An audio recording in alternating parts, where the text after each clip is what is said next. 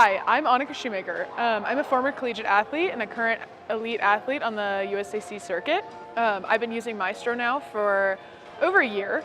I've been fortunate enough to see this device all the way through the first iteration, which was a little plastic box covered in orange tape, all the way up to our most current version, which is this guy. I've used Maestro in my last two big competitions, which were collegiate nationals and national team trials. When I get into competitions, I tend to be a very anxious climber, which means I speed up really fast and I'm not resting and I'm not breathing and I'm very anxious and I'm moving too quick with my body.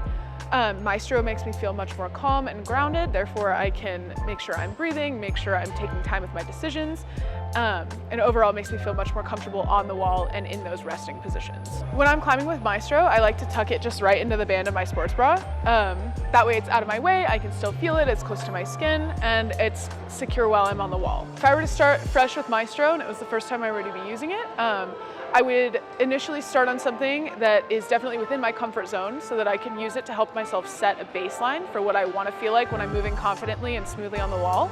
And then I would go into something a little bit harder where I tend to get a little more anxious, a little more fast, a little more unsteady with my breathing. And then I would use Maestro to help bring me back down to my baseline that I've previously set with myself. I really like it as that physical reminder of coming back to where you feel comfortable and where you feel confident. If you're curious about this device, there is a store-wide 10% off discount, which is spread the word. Go ahead and check us out on our website, theoreticalclimbing.com, which is also linked at the bio in our Instagram.